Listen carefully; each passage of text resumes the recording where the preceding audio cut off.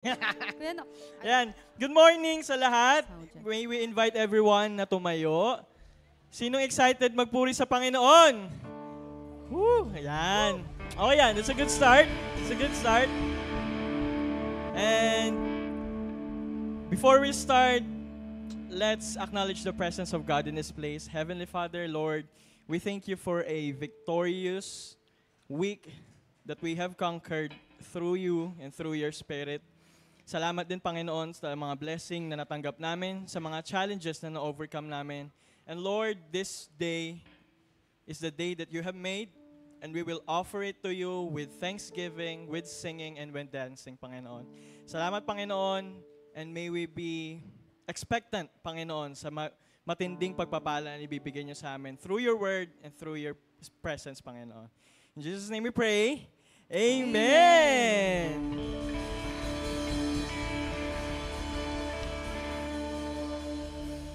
Ayan. So lahat tayo aawit ng may galak. Since buwan ng wika pa din, so Tagalog tayo. So, let's go.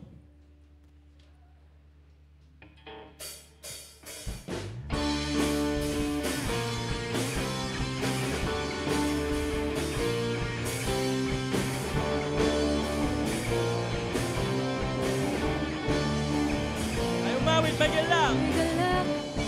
May saya at tuwa sa piling ng Diyos, sapagkat hirap ng puso ay naglalaho.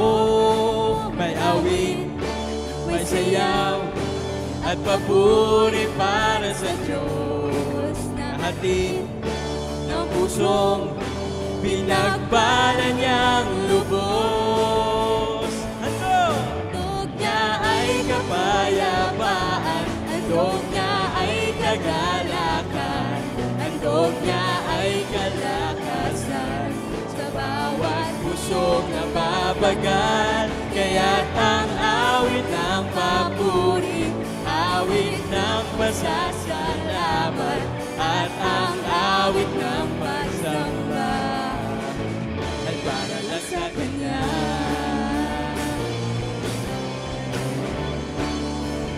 Minsan pa, awitin natin.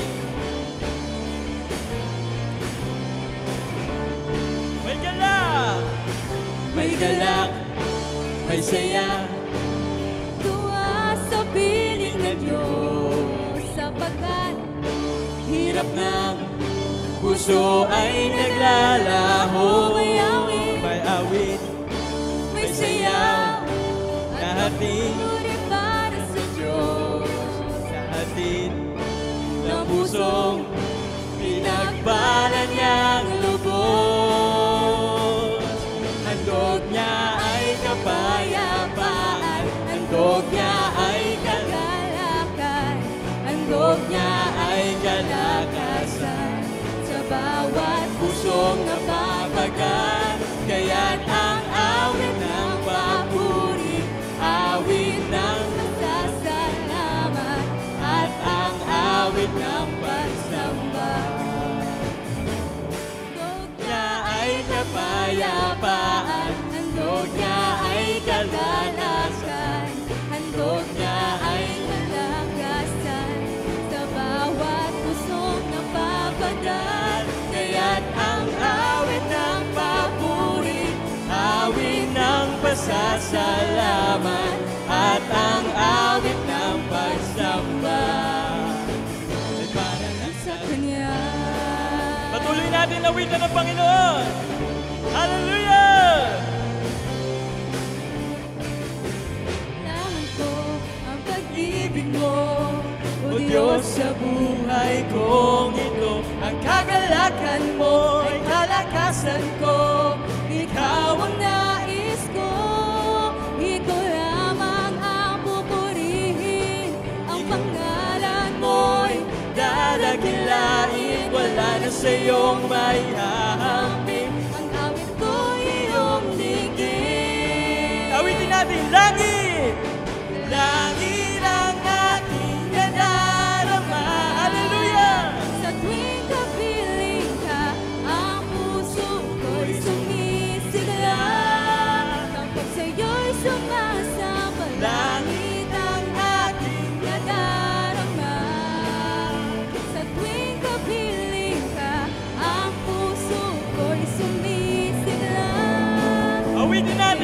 lamang ang pupurihin. Pangalan mo'y dadakilain, wala na sa'yong maihahamon. Ang awit ko'y iyong dinggin. Minsan pa, Ikaw wala na lamang ibang ang pupurihin. ang pangalan mo'y Dadakilain, wala na sa'yong maihahamon. ang awit ko'y iyong dinggin. Langit ang aking nadarama. Sa tuwing kapiling ka, ang puso ko'y sumisigla. Kapag Sa'yo'y sumasamba. sumasamba, Langit ang aking nadarama. sa tuwing kapiling ka, ang puso ko'y sumisigla. Kapag sa'yo'y sumasamba, langit ang aking nadarama. Sa tuwing kapiling ka, Ang puso ko'y sumisigla. kapag sa'yo'y sumasamba. Yes, Lord! Kapag sa'yo'y sumasamba. Kapag sa'yo'y sumasamba.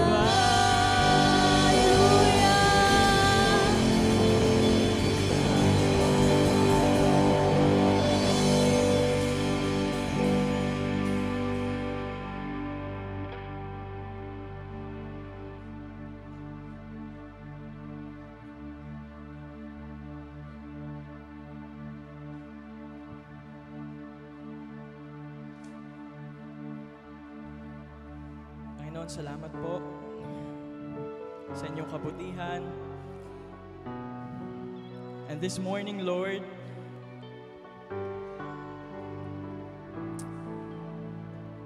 ang panalangin ko ay ang bawat isa sa amin, Lord, katagpuin mo ngayong umagang ito. Lahat ng salita, lahat ng pag-awit, it will be empty without you, Jesus.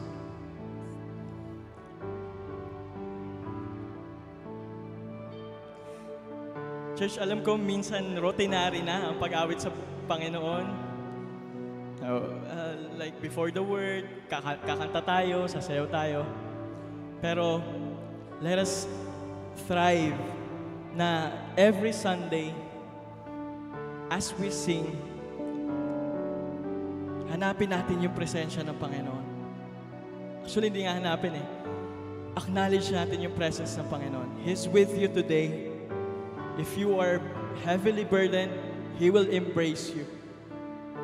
If you are worried, He will encourage you. Anuman ang sitwasyon mo ngayon, aawit ka hindi lamang gamit ang boses mo, kundi gamit ang puso mo. A heart that is completely reliant sa Panginoon. Aawit tayo sa kabutihan ng Panginoon, sa kagalingan niya, at sa kabutihan niya.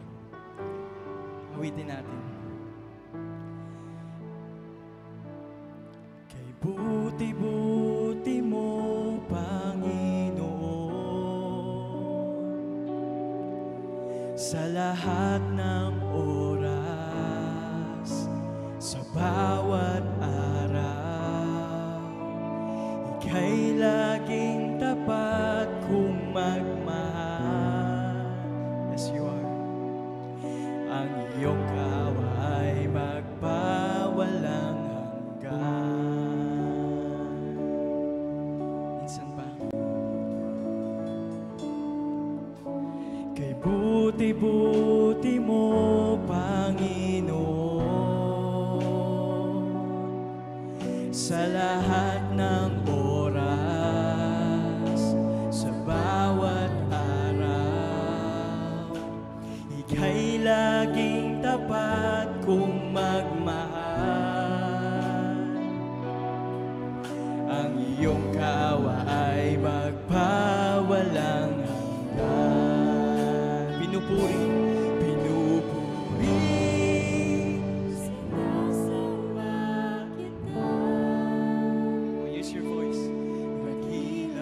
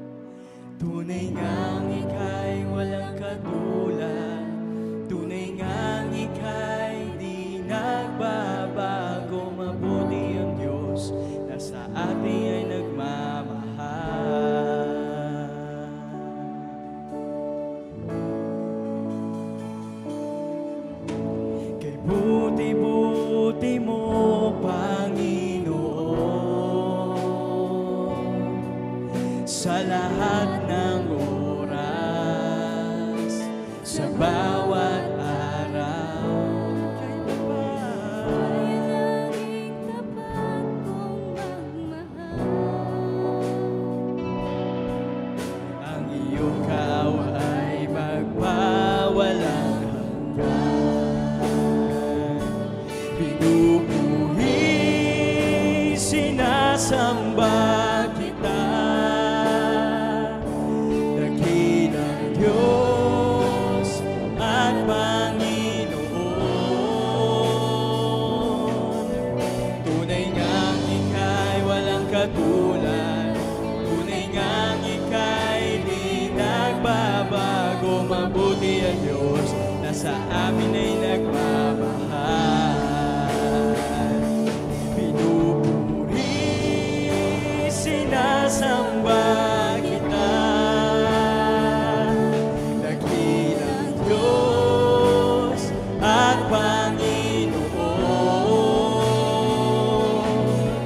tunay ngang ika'y walang katulad, tunay ngang ika'y di nagbabago. Mabuti ang Diyos na sa amin ay nagmamahal.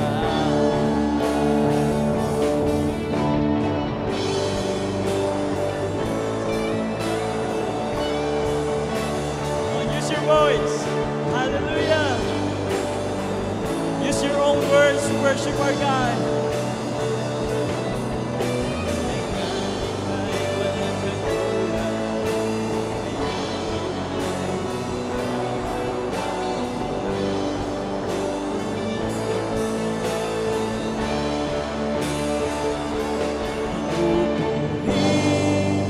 Sinasamba kita.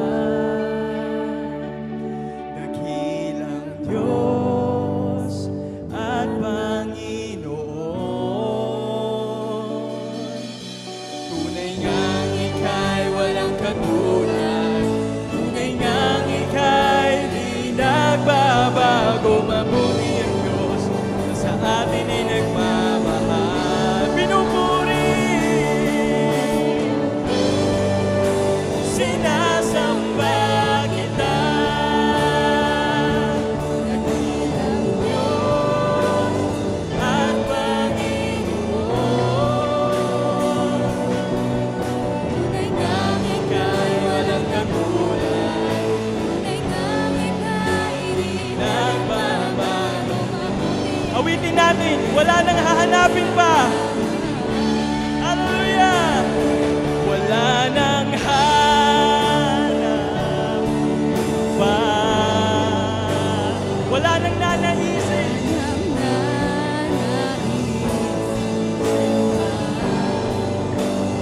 di ba malagi sa piling ko, aming Ama. Wala nang papantay, wala nang papantay sa iyo. Nag-iisa lang siya, nag-iisang Panginoon. Kaya ang naisin ng puso ko sa piling mo. Wala nang hahanapin pa. Come on, use your voice. Wala nang nanaisip pa, kundi mamalagi sa piling mo,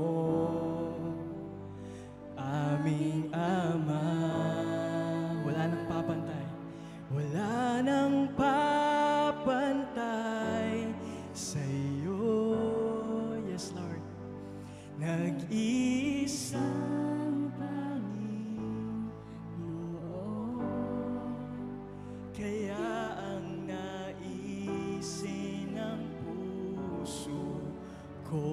Minsan pa.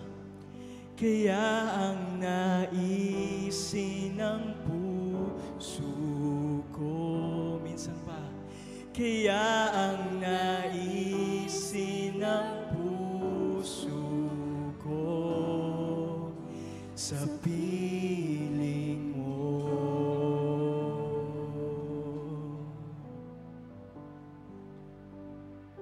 Let's continue to worship God. Hallelujah.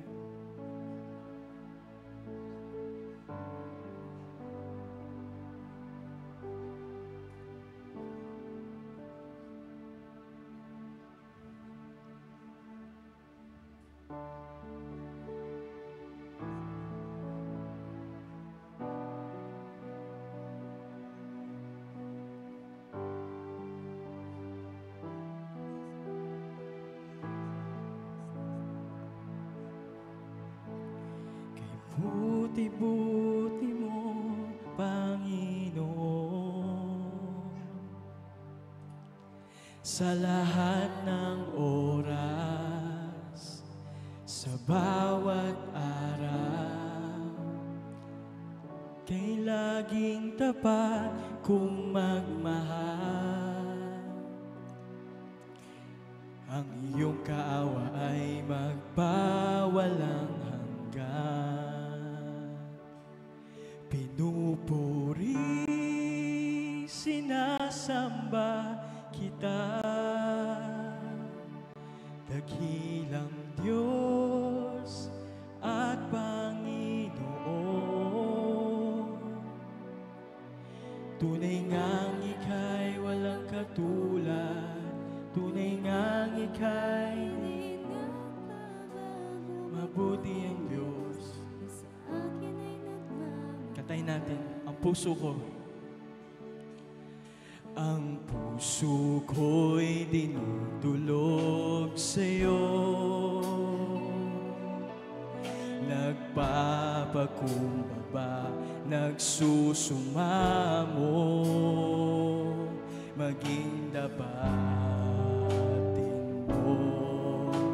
Ikaw ay mamasdan, makanikat, sa'yo ay pumisan.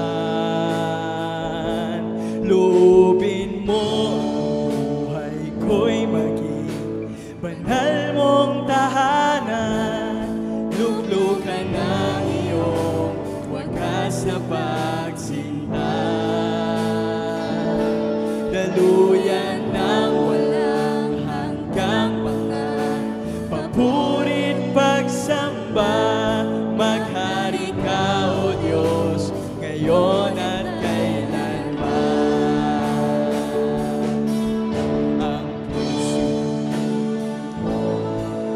Ang puso'y dinudulog sa'yo, nagpapakumbaba, nagsusumamo, maging dapatin mo. Ikaw ay mamasdan, makanigan, sa'yo ay pumisan. Loobin mo ang buhay ko'y maging banal mong tahanan. Lulukan ang iyong wagas na pagsinta, daluyan ng walang hanggang pangan, papurit pagsamba, maghari ka, O Diyos, ngayon at kailanman. Loobin mo ang buhay ko'y maging banal mong tahanan.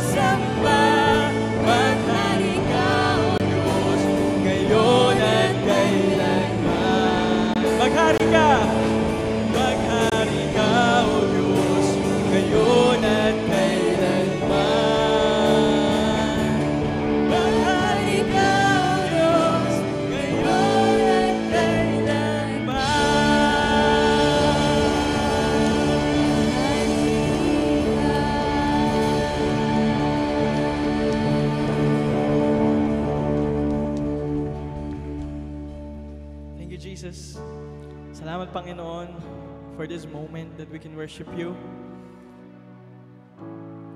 At gaya po ng aming awitin, naway ang aming pagkatao, Lord, aming sarili, kami maging banal mong tahanan, Lord. And as we receive your word, let your word transform it, Panginoon. Just like what you said, hindi babalik sa inyo ang inyong salita ng empty. Let there be transformation in us, in our hearts, in our minds. At sa iyo lamang namin binabalik, Panginoon, ang lahat ng papuri, pasasalamat at pagsamba sa matamis na pangalan ni Jesus. Amen. Amen.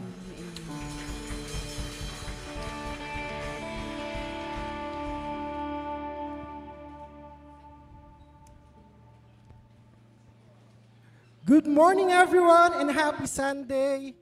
Ayun, pinagpalang linggo po sa ating lahat. Hanap na po tayo ng ating mga comfortable seats. Ayan. Good morning po. Good morning, good morning. And sa lahat po ng ating online viewers, habang naglalakad pa po ang ating mga churchmates, I would like to encourage everyone to share this video, tag your family and friends para ma-bless din po sila ngayong Sunday. Okay. God.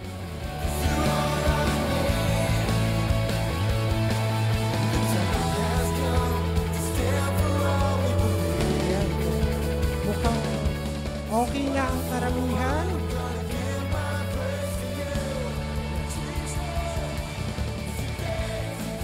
Konting paglalambing lang po sa lahat po ng bakanting upuan sa harapan ninyo. Mangyari lamang ho na lumapit tayo. Abanti ho tayo onte para makikita na gigil tayo at uhaw tayo kapag nakikinig tayo ng salita ng Lord. Sige na, huwag na mahihiya. Lapit na. Ayun. Okay.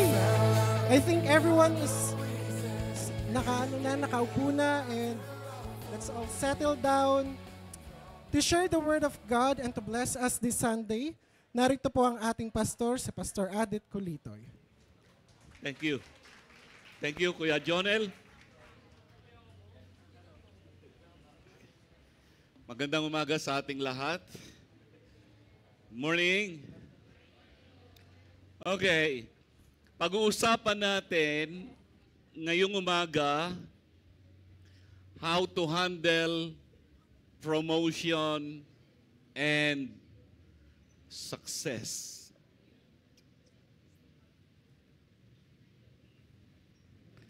Ito ay part 7 ng ating ongoing series in the book of Nehemiah entitled, Let Us Rise Up and Build. I believe we are all aware sa isang viral interview na nangyari last year and January of this year. Ang interview na ito ay ginawa ng dalawang sikat na mga journalist sa isang malaking broadcast station. And base sa mga pictures at mga narrative sa social media, ay ang layunin ng interview na yon ay magbigay ng inspiration sa maraming tao kasi during that time na ginawa ang interview na yon ay ipinalalabas nila ng istorya ng kanilang success is a from rags to riches story. And based on that interview, if my memory serves me right, ang layunin ay magbigay ito ng inspirasyon sa mga nagnanais na magtagumpay sa buhay. And then, ipinakita rin doon ang 4 na po nilang mamahaling mga sasakyan Laging dalawang pares, black and white, ang isang modelo. And ang isang halaga ng isang mamahaling sasakyan ay, including taxes, ay 35 million. If you'll make it double, that would be 70 million for 2 luxury cars. And then, dumating ang iskandalo ng flood control projects. And I do believe you know whom I am talking about.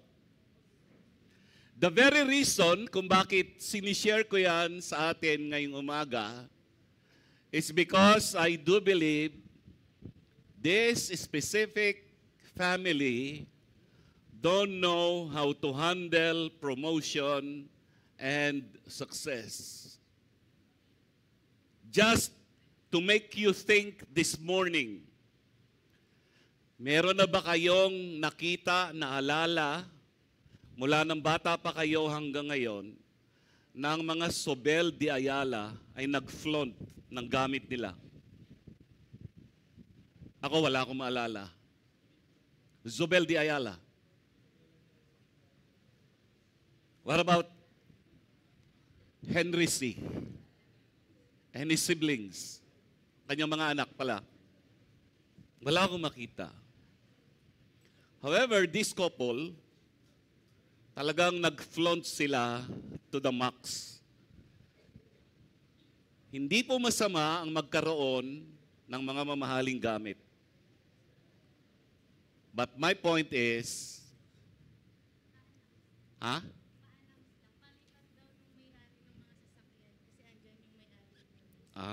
okay. Announcement, pakilipat po ang mga sasakyang nakaparada sa harap ng Musoleo. Tinatawagan ang driver ng NEE 8745 white car. Labas na, James. Ganun din ang driver ng Vios NEW 2927. Pakilipat ang sasakyan. Ganun din ang NHH 1374. Pakilipat po ang inyong mga sasakyan. Kung wala pa kayong sasakyan, huwag na kayong umeme. Magkakaroon din kayo, okay? Thank you. Anyway, I'm not saying it's wrong to have things, good things. Kaya lang, I don't know kung anong mangyayari sa kanila ngayon.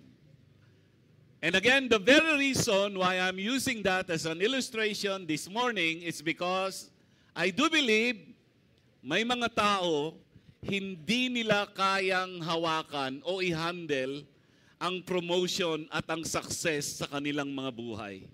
And probably meron kayong mga kilala and hopefully wala naman sana sa atin dito na kung kailan ka na-promote at nagtagumpay, tsaka ka naman yumabang or whatever, nagkaroon tayo ng attitude problem.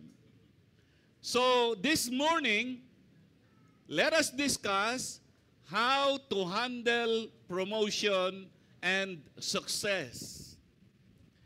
And I do believe you will all agree with me kung sasabihin ko sa inyo, marami na sa atin dito sa church ang na-promote at nagtagumpay na.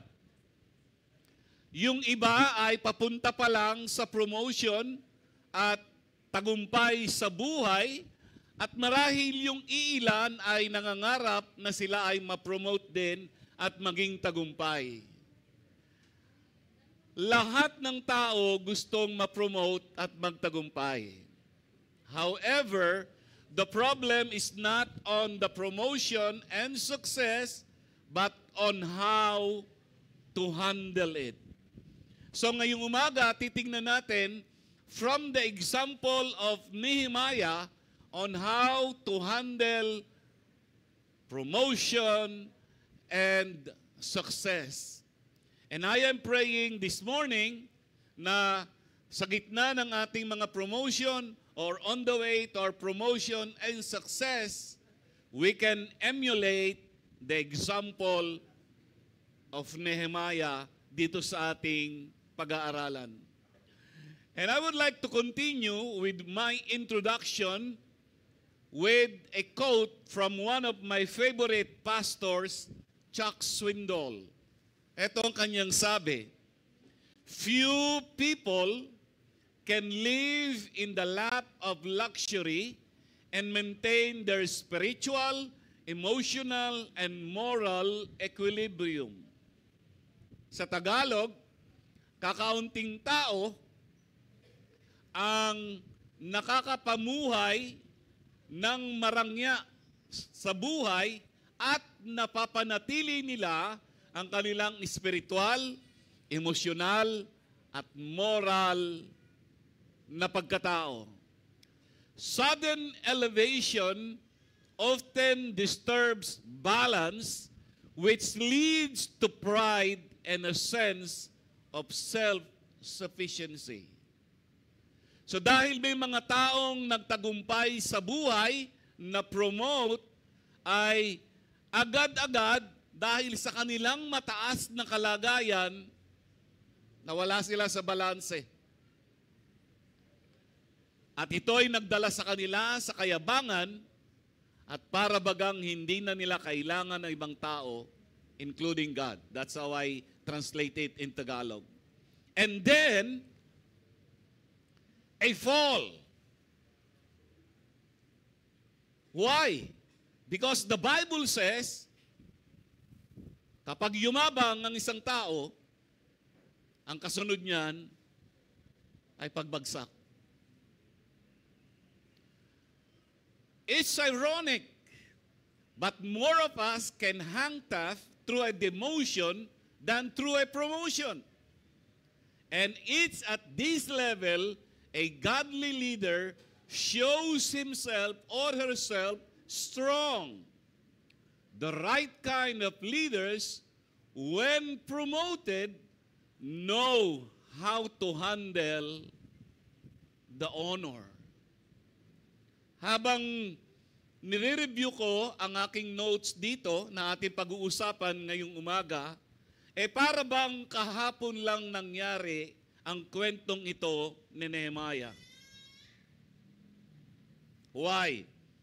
Sapagkat ang ating bansa ngayon ay nasa kalagitnaan ng parang walang katapusan at isang cycle ng corruption at anomalya sa ating pamahalaan. And it is my prayer this morning, loobin ng Panginoon na sa simbahang ito ay mag-raise up ang Diyos ng mga future leaders who know how to handle promotion and success. Pwedeng ikaw yun. Pwedeng ikaw yun. And gusto kong tingnan natin itong ating pag-uusapan, preparasyon ng Diyos sa'yo pag nandun ka na. So bago natin to talakayin, I would like to read our text this morning from Nehemiah chapter 5, beginning verse 14 up to verse 19. And I would like to request, tayo ay tumayong lahat bilang paggalang sa pagbasa ng salita ng Panginoon. I will be reading from the Tagalog translation ng Nehemiah chapter 5, 14 to 19. At ito ang sabi ng salita ng Panginoon. Sa loob ng 12 taon na naglingkod ako bilang gobernador ng Huda, mula ng ika-20 taon hanggang ika-32 taon ng paghahari ni Artaxerxes, ako at ang mga kamag-anak ko ay hindi tumanggap ng pagkain para sa gobernador. Ngunit, ang mga gobernador na nauna sa akin ay naging pasanin ng mga tao dahil humihingi sila ng pang-araw-araw nilang pagkain at inumin maliban pa sa 40 pirasong pilak. Pati ang mga opisyal nila ay nang abuso ng mga tao, ngunit hindi ko ito ginawa dahil may takot ako sa Diyos. Sa halip, ginawa ko ang lahat upang maitayong muli ang pader sa tulong ng mga tauhan ko at hindi ako nang angkin ng lupa. Palagi kong pinapakain ang 150 Hudyong opisyal bukod pa sa mga bisitang mula sa paligid ng mga bansa. Araw-araw akong nagpapakatay ng isang taga-DPWH, nagpapakatay ng isang baka, wala yun doon. Araw-araw akong nagpapakatay ng mga ano ba yan? Nagpapakatay ng isang baka, 6 na matatabang congressman, 6 na matatabang lupa, tupa at mga manok. At tuwing ika-10 araw ay naglalabas ako ng marami at iba't ibang klasing inumin. Sa kabila nito, hindi ako tumatanggap ng pagkain para sa gobernador dahil nalaman kong nabibigatan na ang mga tao. Last verse. O aking Diyos, naway pagpalain po ninyo ko sa lahat ng ginagawa ko para sa sambayanang ito. Nehemiah chapter 5, verses 14 to 19. Let's come to the Lord in prayer. Hindi kami nawawalan ng pag-asa sa matagal ng kalagayan ng aming bayan, Panginoon, lalo na sa talamak na korupsyon sa aming gobyerno. Naniniwala kami, Panginoon, kung may Nehemiah nung panahong ito, pwede kang mag-raise up ng mga leaders, lalo na sa aming gobyerno, na may takot sa iyo at ang kapakanan ng mga tao ang kanyang inuuna. Dalangin ko po, Panginoon, lalo na po dito sa aming simbahan, magtaas ka po ng mga leaders who will lead in a godly way just like Nehemiah. And today, Lord, naniniwala po kami, as long as your people dinadala ang mga concern, lalo na sa kalagayan ng aming bansa, there is always hope of a better future dahil sa iyo, Panginoon. Sa umagang to, inaalala po namin ang lahat ng mga nagdaos ng kaarawan. We rejoice with them. Inaalala rin namin ang mga namatayan. Nakikidalamhati kami sa kanila. Inaalala po namin ang mga may sakit, lalo na po ang aming mga anak. Salamat po sa kagalingan, Panginoon. At ngayong umaga ay handa niyo po, Panginoon, ang aming mga puso at gabayan kami ng banal na Espiritu upang maunawaan namin ang iyong mga salita. Ito po ang aming dalangin sa ngalan ni Jesus. Amen. Amen. You can take your seat. Let us have a recap very quickly. Sa chapter 1 ng Nehemiah, dinalaw si Nehemiah ng kanyang mga kababayan, and then nung nabalitaan niya na for the longest time, ang pader ng siyudad ng Jerusalem ay nanatiling wasak, na napakahalaga para sa kanilang pagsamba sa Panginoon, siya ay nalungkot, tumangis, humagulgol, nag-ayuno, nanalangin, and at the same time, nagplano siya. That's why pagdating ng chapter 2, pagharap niya sa hari, ay nakita ng hari yung kanyang kakaibang kalungkutan nung araw na yon, and then dahil sa kanyang pagdulog sa Panginoon, sa suliranin ng kanilang siyudad, ang naging solusyon sa kanyang problema ay pinayagan siya ng hari upang itayong muli ang pader ng Jerusalem, binigay ang lahat ng kanyang pangangailangan, protection, provision, permission, and everything. Then in chapter 3, nung sinisimulan na nila ang kanilang project, ay nakita natin na unti-unti nang may dumating na mga iba't ibang masalimuot na problema. It is as if when Nehemiah said, "Let us rise up and build," it is as if the devil also said, "I will arise and I will oppose you." At dito nakita natin na merong ilang mga personalidad ang ipinakilala sa atin na ayaw nilang payagan na matuloy ang rebuilding project ni Nehemiah. Pagdating ng chapter 4, nakita natin na yung maliit na problema sa chapter 3 ay lumalaki na. At habang tumataas ang pader ng Jerusalem, nakita natin na merong problema sa labas at merong problema sa loob. And then, Nehemiah decided to make a strategy, and that is, ang hawak ng isang kamay ay pala, sa kabilang kamay ay sandata. Why? Kasi seryoso si Nehemiah na matapos yung project ng rebuilding ng walls of Jerusalem.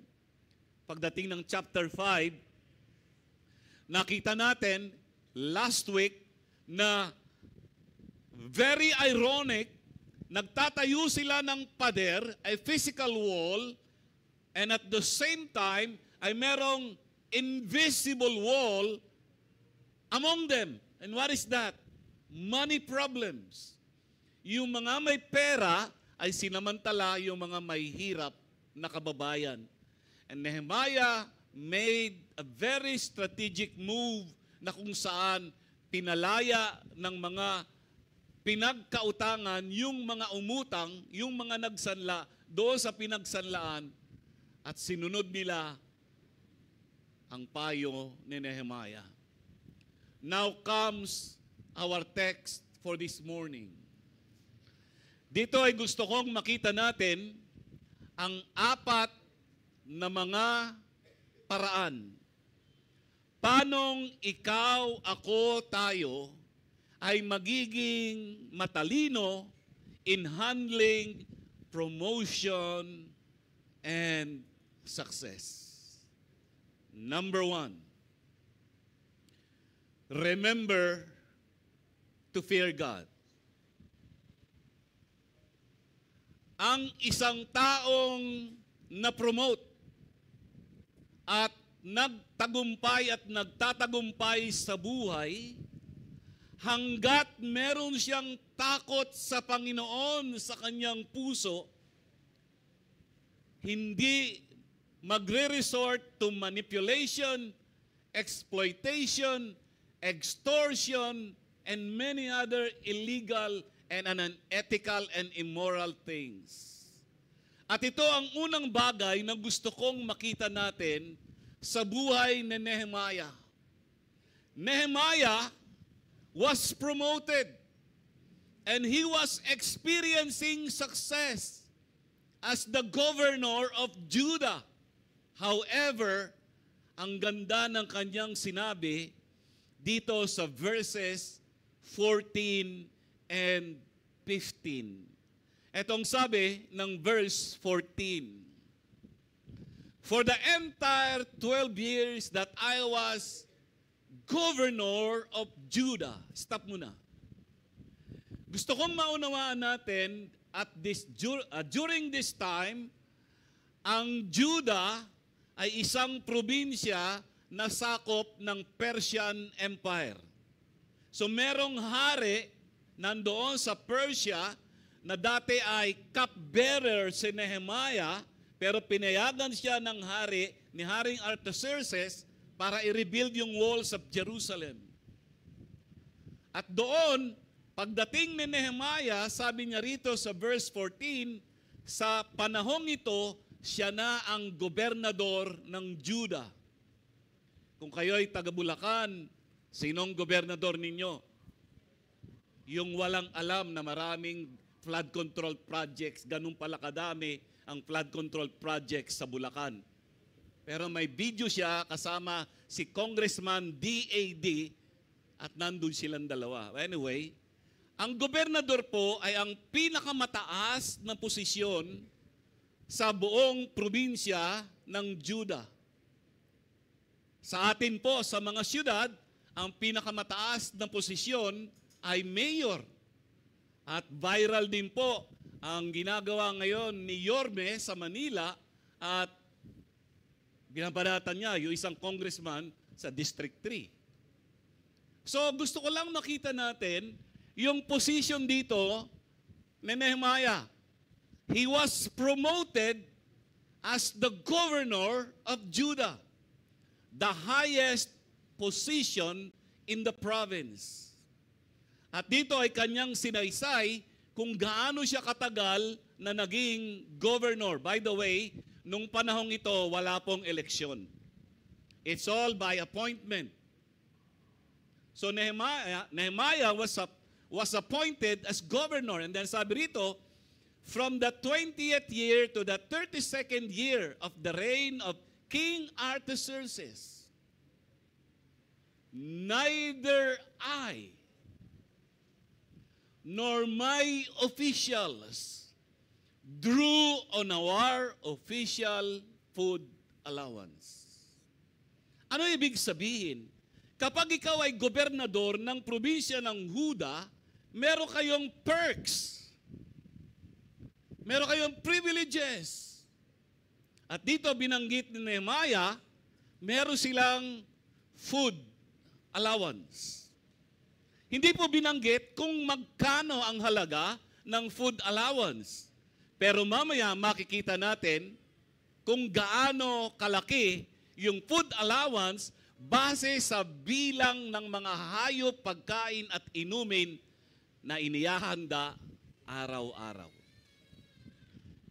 Marahil, kung sa panahon natin ikukumpara ito, parang ito yung sinabi ni Tito Sen bago ang eleksyon.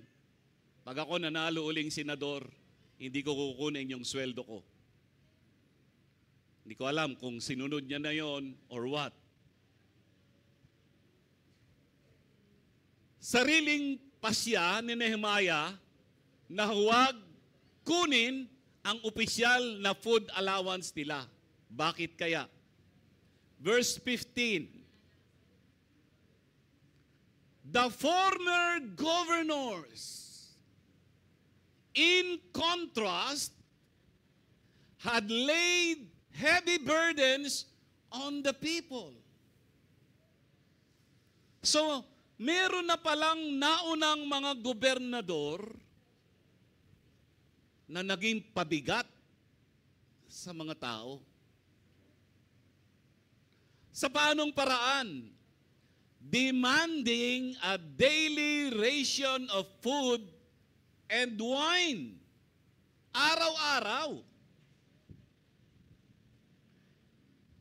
Besides 40 pieces of silver.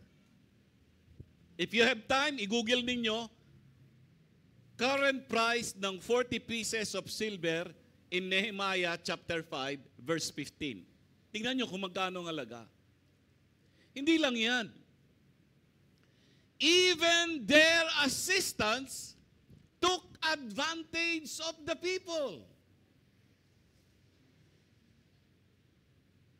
Nehemiah, Pilipinas ba yan? Parang Pilipinas, di ba? Hindi lang yung mga namiminuno sa probinsya ng Huda ang mga abusado, kundi pati yung mga alipores nila. Sobrang pabigat sa mga tao. At nagustuhan ko rito ang sumunod na sinabi ni Nehemiah. But because I feared God, I did not act that way. Ano ibig sabihin yan? kung ikaw ay leader sa inyong paaralan, be sure to have that fear of God in your heart upang sa ganun, yung kapwa mo estudyante na iyong pinangungunahan, walang pandarambong, walang pangsasamantala. If you are a team leader, supervisor, or manager in the workplace, this is the best way to lead. Huwag pahirapan yung mga taong ating pinangungunahan. Huwag maging pabigat ang ating leadership. At ito'y ginawa o nagawa ni Nehemiah because of this. Because I feared God. Ito pong nakaraang linggo, gagalit talaga ako.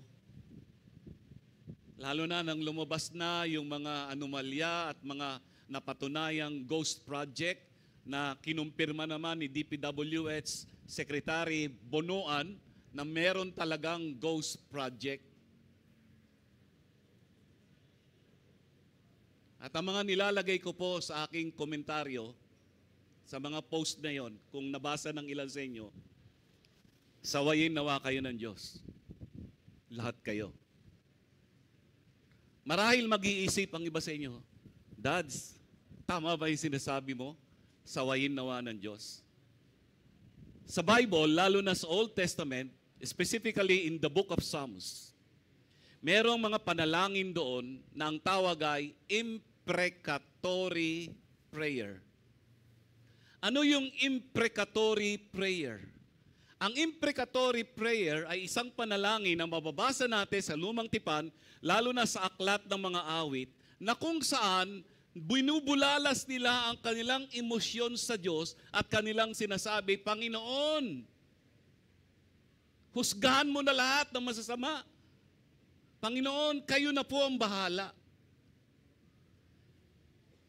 And I am making that comment, at ako po ay nagpapaliwanag kahit hindi nyo hinihingi, kasi ang usapin po ng imprecatory prayer sa mundo ng Kristyanismo ay meron pong dalawang pananaw. Dapat daw hindi tayo nananalangin na mapasama ang ating mga kaaway, sa halip mahalin natin sila. Kasi yun ang turo sa Bagong Tipan. Whereas in the Old Testament, meron talagang imprecatory prayer. My position is, I will pray imprecatory prayer. Hindi dahil gusto ko silang mamatay lahat. Sana nga mangyari yun. I just want to vent out my anger and my emotions before the Lord. Panginoon, bahala ka na po sa kanila. I don't know about you. Ang daming mga tao ang naapektuhan dahil sa maanumalyang proyektong ito. Actually, hindi lang po yan ngayon. Matagal ng panahon yan.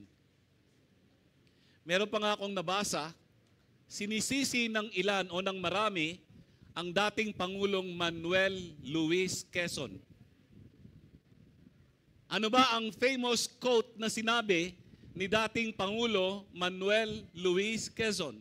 Etong sabi niya,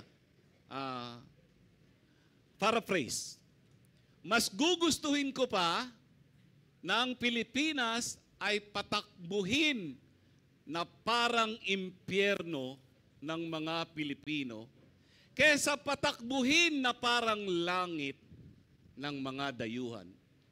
I would rather see the Philippines being governed like hell by Filipinos rather than to be governed like heaven by foreigners. Mukhang nagkatotoo yung wish ni Manuel Luis Quezon. Nagka-leche-leche ang ating bansa. Wala bang pag-asa? Meron. Meron. Kung noon panahon ni Nehemiah, ay meron pang natitirang leader, gobernador, na maayos ang pamumuno, marunong humawak ng promotion at success, I do believe meron pa rin sa ating panahon ngayon. Because I feared God. Actually, kahit hindi ka leader, sa anumang ganap natin sa buhay, anumang transaksyon natin sa buhay, napakahalaga na meron tayong banal na takot sa Panginoon. Sapagkat kung ang bawat isa sa atin ay may banal na takot sa Panginoon, mag-iisip tayo ng maraming beses bago tayo gumawa ng isang bagay na alam nating mali at maapektuhan ang maraming mga tao. Sabi po ng isang statement, those who are promoted often become less accountable. Next slide, Abu. Those who are promoted often become less accountable because fewer people know what they are doing. Totoo naman yan.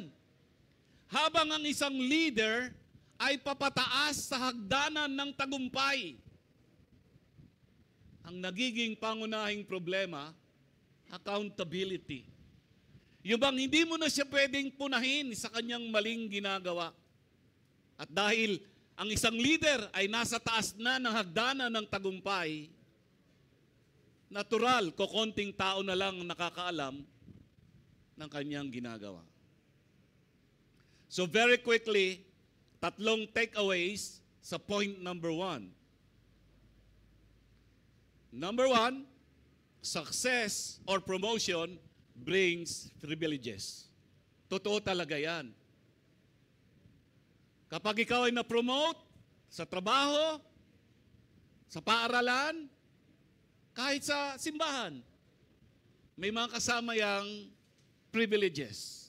Ibig sabihin, tanggapin. Kung kagaya ni Nehemiah, ayaw mo, then it's up to you.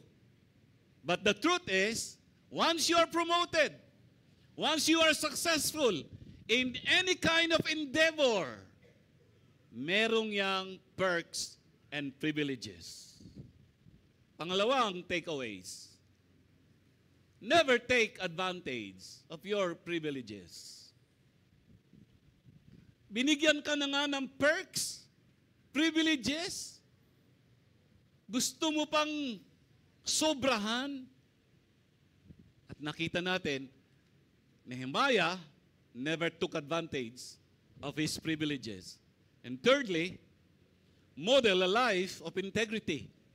What is integrity? The word integrity came from the root word integer, meaning whole. Ibig sabihin, yung private life mo, tsaka yung public life mo, isa lang. Hindi magkakontra. Kasi, pag iba ang yung private life, iba ang yung public life, ang tawag dyan ay duplicity and hypocrisy. So, habang ikaw ay pinopromote, nakakaranas ka ng tagumpay galing sa Panginoon, model a life of integrity. And I do believe kasama dyan, you are accountable sa mga tao. Itong halimbawang ito ay makikita rin natin sa New Testament kay Apostle Paul. Itong sabi niya, since we have planted spiritual seed among you, aren't we entitled to a harvest of physical food and drink? If you support others who preach to you, shouldn't we have an even greater right to be supported? But we have never used this right. We would rather put up with anything that be an obstacle to the good news about Christ. So si Paul bilang apostle, church planter, and pastor at the same time, he is entitled to some perks and privileges, kagaya ng iba. Pero ang sabi niya, hindi ko gagamitin yan. Why? Kasi during his time, the Apostle Paul is engaged sa kanyang sariling business. Ibig sabihin, self-supporting yung kanyang business. Because the Apostle Paul was a tent maker. Ang tent po nung panahon na yon, yan po yung mga bahay kasi mga nomads sila eh. Ang equivalent niya sa ating panahon, contractor.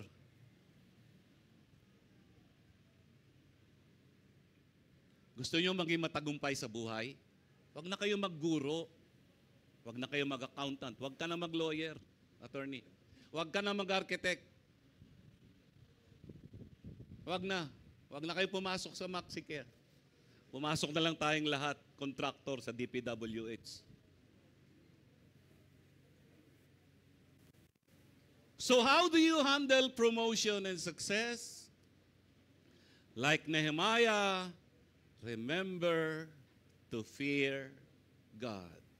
Huwag aalisin ang takot sa Diyos sa ating mga puso, sa ating paglilingkod sa ibang mga tao. Pangalawa, be devoted to the work of God. Let me say this. Any kind of work that you are engaged in is a work of God. Para kay Lord lahat yan. Very clear yan sa New Testament. Therefore, in whatever you do, whether you eat or drink, do it all for the glory of God. And that includes our trabaho. It's a work of God. Therefore, the next thing to do is be devoted to the work of God. Look at verse 16. I also devoted myself to working on the wall. Ano pa ginawa niya? And refused to acquire any land. Mahihiya ang mga land grabber na politicians kay Nehemiah. Ito hindi nangangkam ng mga lupain. Why? Because in the first place, Nehemiah has that fear of God in his heart. And because he has that fear of God in his heart, he is fully devoted to the work of God as governor and builder of the walls of Jerusalem. And I required all my servants to spend time working on the wall. Grabe ito. It's always leadership by example. And I do believe the best kind of leadership is always by example. So, tatlo uling takeaways para sa mga magte-takeaways mamaya sa point number 2. Una, beware of conflict of interest. Nakakalungkot. Congressman, gobernador, sila rin ang kontraktor.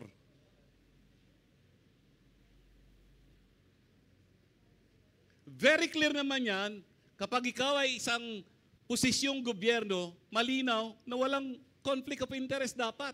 At hindi lang sa gobyerno, sa lahat ng trabaho.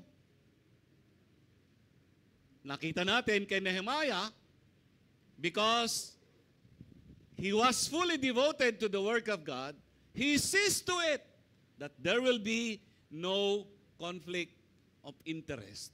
Pangalawa, focus on governing the people rather than enriching yourself. Hangang-hanga ako sa mga naunang statements ni Senator Panfilo Lacson.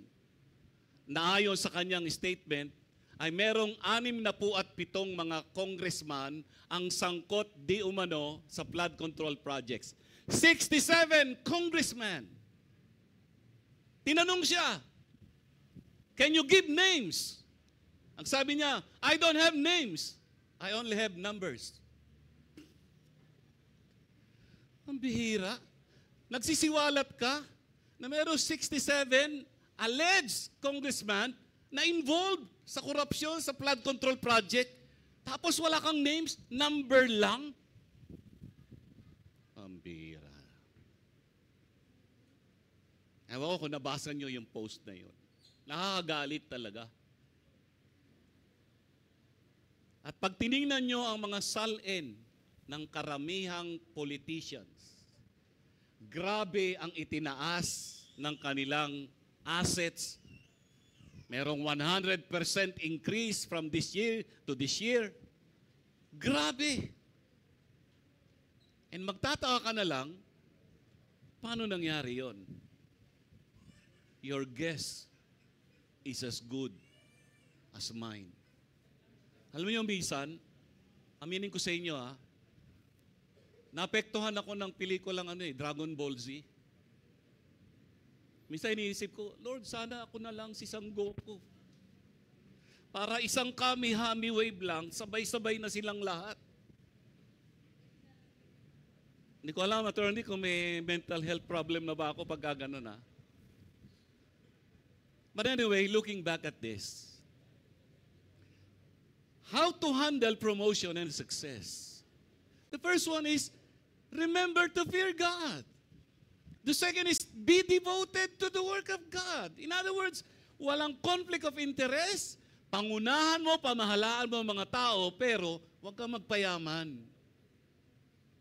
At kitang-kita natin yan sa maraming mga politicians, past and present. And then thirdly, develop your team to do the work of God, which Nehemiah did. So, nagkataon lang ba na itong series natin ay dahil nagpapatayo tayo ng church building construction o maraming flood control project ang manumalya? I don't know. Hindi ko naman alam na may ganyan. Sinadya ko ba na ito ang topic natin at mainit ang usapin sa flood control projects? I did not. Ang gusto kong makita natin, gusto ko pong makita ninyo how relevant the Word of God is. The Bible was written thousands of years ago. Pero yung mensahe niya, yung application niya, is still relevant up to our time today. Number 3, how to handle promotion and success. Compassion for the people of God. Look at verse 17. I ask for nothing, even though I regularly fed 150 Jewish officials at my table. So sarili niyang pera. Kasi cupbearer naman siya dati. Besides all the visitors from other lands. Do the math. 150 Jewish officials sa Judah, tapos araw-araw may bisita. Siguro tinitingnan yung rebuilding ng walls of Jerusalem. 18. The provisions I paid for each day, tingnan nyo yung pagkain nila araw-araw. Included 1 ox, 6 choice sheep or goats, and a large number of poultry. Hindi na siguro nila mabilang, kaya ang sabi nila, maraming inasal. O kaya chooks to go. And every 10 days, we needed a large supply of all kinds of wine. Yet, I refused to claim the governor's food allowance because the people already carried a heavy burden. Ano ibig sabihin ni Nehemiah? Yung pala pinapakain sa mga tauhan ng gobernador, kasama siya, pati yung bisita ng gobernador at yung mga dumadalaw na mga bisita, sagot ng taong bayan. Parang taxation, ano? Pwede ihambing sa taxation. This is where your taxes go. For the different kinds of luxury cars.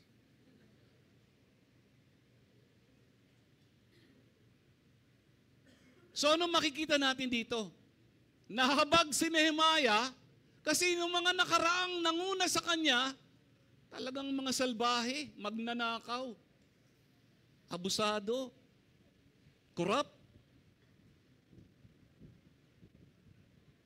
At nahabag siya, ayaw niya nang dagdagan ng pasanin ng mga tao. 3 takeaways uli sa point number 3.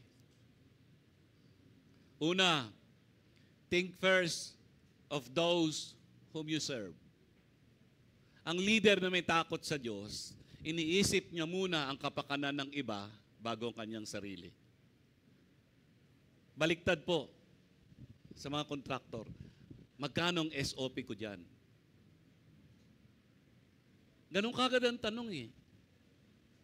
At marahil napapanood ninyo sa social media, ang matitira na lang talagang budget para sa isang proyekto, 40%. Hindi siyempre, dadayain na yan ng kontraktor. Or worst, magsasubmit sila sa COA, project completed, kinuha yung pera, pero walang proyekto. Ang tawag natin dyan, ghost fighter. Kapal na muka. Pangalawa, there should be no discrimination in serving the people. And thirdly, letter C na tayo, Abu. Refuse to profit at the expense of others. So ano ibig kong makita natin dyan? Tayo ay tinuturuan ng salita ng Diyos sa pamamagitan ng halimbawa ni Nehemiah kung paano natin i-handle ang panahon na na-promote ka na o kaya naging successful ka. Maaaring hindi tayo kagaya ni Nehemiah, but the principles applies to us all. Finally, number 4. Hi. Consistent faith in God. Napansin nyo yung sekreto ni Nehemiah? Fear of God, faith in God. Nagumpisa sa takot, banal na respeto sa Diyos, natapos saan? Pananampalataya sa Diyos. In other words, the secret to your promotion and success is not your skill, not your husay, not your galing, not your competence, bagamat mahalaga ang lahat ng yan. Bottom line, the secret to our promotion and success is God Himself. Pag sinamahan tayo ng Diyos, promotion and success follows. So anong sabi ng verse 19? Remember me, oh my God, all that I have done for these people, and bless me for it. Ako po'y nangangarap na naway dumating ang araw ng mga nakapaskel sa mga city hall at munisipyo ng ating mga pamahalaan. Ang nakalagay ay, remember me, oh my God, all that I have done for these people, and bless me for it. Pwede kaya yan? Pwede. Pwede. Kung ikaw magiging mayor ng Kangkalu, Gio, pwede mo kaya ilagay yan? Pwede. Pwede kaya yan na, Atty. Amiel, ikaw ang congressman ng District 1? Lagay natin yan sa opisina mo? Pwede. Roger, pwede kaya yan sa opisina ng DPWH sa Caloocan dahil ikaw ang engineer, ang architect. Yan naman ilalagay natin? Pwede. Pwede. And I do believe ang isang leader kapag sinamahan ng Diyos, kaya niyang hawakan ang promotion at success. Again, 3 takeaways sa point number 4. God is sovereign, God sees, God rewards. Tapusin natin to. Medyo mahaba yung conclusion kaysa sa body. Okay? Sabi ng Psalm 75, verses 5 to 7, do not lift up, verse 5 muna. Verse 5. Do not lift up your horn on high. Do not speak with insolent pride. Diskaya, kayo ba yan? Alam niyo ibig sabihin ng verse 5? Mamaya na, verse 5 muna. Huwag mong patunugin ang iyong sariling trompeta para magmayabang. Huwag kang magsasalita na para bagang ang paamoy hindi na nakatapak sa lupa. Why? Verse 6. For not from the east, nor from the lower house, upper house, or DPWH, ang promotion ay galing sa Panginoon. Nor from the desert comes exaltation. In other translation, it says promotion. Verse 7. But God is the judge. He puts down one and exalts another. This is a strong warning to all ungodly leaders. Ang Diyos ang naglagay ng mga taong nasa posisyon, Diyos din ang mag-aalis sa kanila. That's why my prayer is, sawayin nawa kayong lahat ng Diyos. It is as if I'm praying, Panginoon, kayo na pong magbaba sa kanila at magtaas po kayo ng mga tamang leader. 8 bagay, very quickly. Sabi sa inyo, mas mahaba yung conclusion. Very quickly. You can screenshot this. How should we deal with prosperity and promotion? We learn many things from looking at Nehemiah, who was promoted to the position of governor while serving Judah or Israel. Number 1, very quickly. Godly leaders must be willing to consider accepting opportunities for prosperity and promotion. Hindi naman tinanggihan ni Nehemiah nung ginawa siyang gobernador. Tinanggap niya yon. Alright? Ibig sabihin, sa inyong trabaho ngayon o sa paaralan, pag may inalok sa iyo na isang posisyon at alam mong karapat-dapat ka ron, tanggapin mo. Okay? Tanggapin mo. Number 2. In prosperity and promotion, godly leaders must at times give up their rights in order to not hinder the work of God. Anong ginawa ni Nehemiah? Hindi niya kinuha yung kanyang rasyon. Hindi niya kinuha yung kanyang perks and privileges, specifically food allowance. At minsan, kailangan nating gawin yon kapag tayo ay na-promote, nasa isang mataas na posisyon, upang hindi natin mahadlangan ang gawain ng Panginoon. Number 3. In prosperity and promotion, godly leaders must avoid abusing their authority and also be willing to bring reform. And that is what Nehemiah exactly did. Nagdala siya ng pagbabago sa siyudad ng Jerusalem. Number 4, in prosperity and promotion, godly leaders must fear God. Very basic. Number 5, in prosperity and promotion, godly leaders must be fully devoted to the work of the Lord. Number 6, in prosperity and promotion, godly leaders must be generous and hospitable. Kung meron man dapat pinakagalante, yung mga nangunguna. Generous and hospitable. Number 7, in prosperity and promotion, godly leaders must pray. When you read the book of Nehemiah, nagsimula sa panalangin, nagpatuloy sa panalangin hanggang sa dulo, makikita natin ang panalangin ni Nehemiah.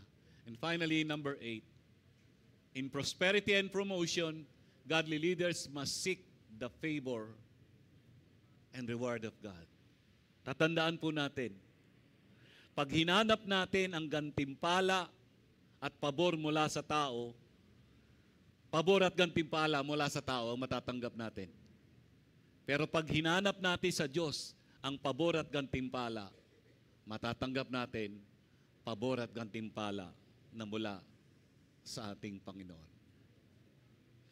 Kung hindi pa darating ang Panginoon, Kasi meron po nagsabi, next month, September 23 and 24, ay rapture na. Paano yung mga walang asawa? Paano yan? Di ba? Paano yan? Panay pa naman ang post nyo. Di ba? Nabasa nyo ba yon? Are you aware of that kumakalat na chismis o balita sa social media? Na merong isang specific Christian group na ang sabi nila, base sa mga palatandaan na mga nangyayari ngayon, ang rapture ay mangyayari next month, September 23 and 24. So, bakit ko binabanggit yan? Dads, para naman walang relate yan sa topic na promotion and success. Meron. Kasi ganito, kung, which I doubt, hindi mangyayari, kung ipagpalagay natin mangyayari yun, di praise the Lord, yung iba sa inyo na-promote na, naging successful. Yung iba sa inyo, hindi man nakaranas ng ganon, at least yung promotion mo sa presensya ng Panginoon. Pero kung hindi pa darating ang Panginoon, and I am very serious on this, mag-raise nawa ang Diyos ng mga future leaders, kagaya ni Nehemiah, marunong humawak ng promotion at success. Future leaders from this church, in the school, at home, in the workplace, in the community, even in the government, and I do believe, pag nangyari yon, meron talagang pagbabago na pwedeng mangyari sa ating bayan. Tulungan nawa tayo ng Diyos kung paano natin nahawakan ang promotion at ang tagumpay. Let us pray. Panginoon, marami pong salamat sa iyong salita ngayong umaga. Naniniwala po ko, Panginoon,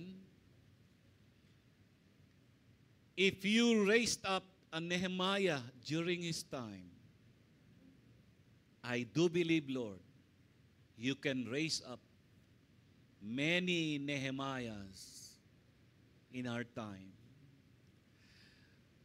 At sa kabila po ng talamak, garapal, na korupsyon na nangyayari ngayon, and even in the past, sa aming government, at ang involved ay majority ng aming mga elected political leaders. Lord, I pray, yung takot sa iyo, Panginoon, masilayan po sa kanilang mga puso. Upang sa gayon, they will not manipulate or exploit the Filipino people, but will serve its common good. We lift up to you our nation, Lord, from the president down to the barangay level.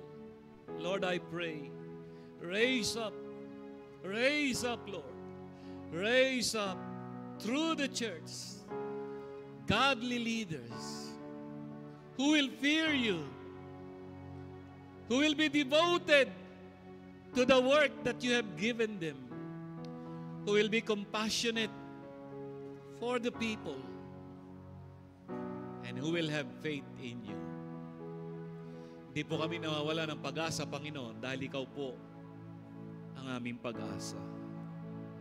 Salamat po, Panginoon, kung ang mensaheng ito ay paghahanda mo po para sa ilan sa amin, para sa future promotion and success nila. Ngayon pa lang, pinapasalamatan ka na namin, Panginoon, sa mga paghahanda na ginagawa mo sa bawat isa sa amin. Pagpalain mo na po ang iyong salita sa aming mga puso. Ito ang aming panalangin sa ngalan ni Jesus. Amen. Hindi na tayo awit. Parang ang gusto ko na lang awitin yung kanta ng asin, yung magnanakaw. Kaya hindi pwede. Anyway, good morning. Salamat, praise and worship.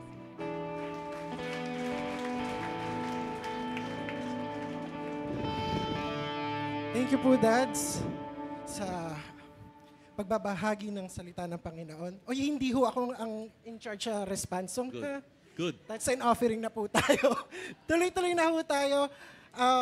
I hope ready na po yung ating mga tithes, envelopes. Gagawin na po natin ang pagbabalik ng 10 ika po ng ating kinita. And I believe God has been faithful sa ating mga buhay, sa ating mga trabaho, sa ating mga business. And let's have a cheerful heart sa pagbabalik sa Panginoon. Tayo na po tayong lahat. And allow me to pray for our tithes and offering.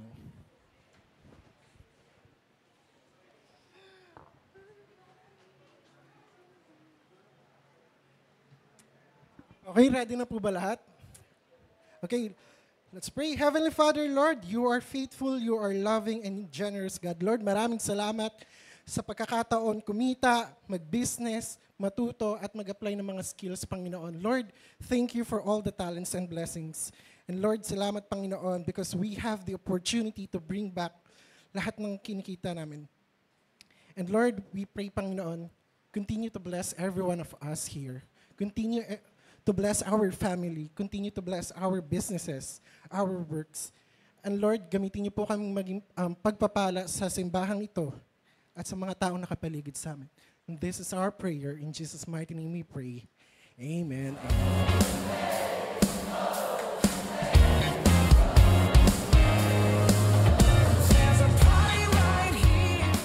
So yun, habang nagbabalik po tayo, announcement po sa lahat po ng gusto maging parte ng ating ministry. Ipa-flash po dito, ayan. So kung may mga talents and skills po kayo sa pag-awit, sa pagkanta, and you would love to serve the other people, okay.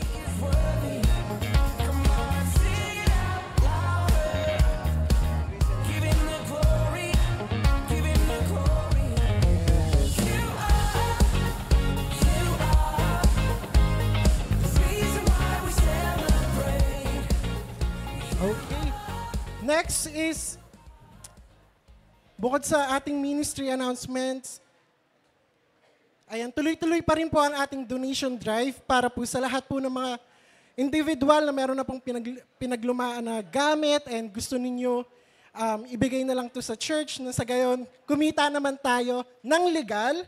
So kung anuhan po yung kikitain na ibibigay po natin doon, ay magiging parte ho ng construction po ng ating simbahan.